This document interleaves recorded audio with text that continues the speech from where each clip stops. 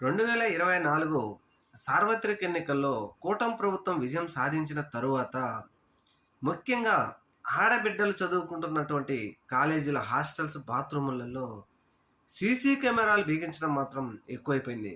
అయితే ఇలా బిగించడం ద్వారా ముఖ్యంగా మనం చూసాం గుడ్లవల్లేరు ఇంజినీరింగ్ కాలేజ్ ఆఫ్ టెక్నాలజీలో అది ఎంత దుమారం రేపిందో, అలాగే ఆ ప్రభుత్వం కూడా దానిని నిజ నిరూపణ మీద చేయటానికి ప్రయత్నించినటువంటి విద్యార్థులు గానీ, అక్కడ విద్యార్థి సంఘాలను గానీ, వారి మీద కేసులు పెట్టి, ఈ విధంగా సీసీ కెమెరాలు పెట్టారు అని చెప్పి మీరు గనక దీని మీద పోరాటం చేస్తే, మీ మీద కేసులు పెడతామని తిరిగి తల్లిదండ్రులనే బెదిరించిన సంగతి మనం చూసాం. ఇప్పుడు గుంటూరులో గూడా శ్రీనివాస లేడీస్ హాస్టల్‌లో సీసీ కెమెరాలు పెట్టారని ఆ విద్యార్థులు వెళ్లి కంప్లెయింట్ చేయడంతో, అక్కడ ఉన్నటువంటి హాస్టల్ ఏదంటే యజమానులో లేకపోతే నిర్వహించేవాళ్ళు ఉంటే ఉండండి, లేకపోతే ఎళ్ళిపోండి. మేమైతే బాత్రూమ్ దగ్గర సీసీ కెమెరాలు పెడతామని నిర్లక్ష్యంగా సమాధానం చెప్పారని ఇప్పుడు నెట్టింట ఈరోజు తీవ్ర దుమారం రేపింది ఈ విషయం మీద.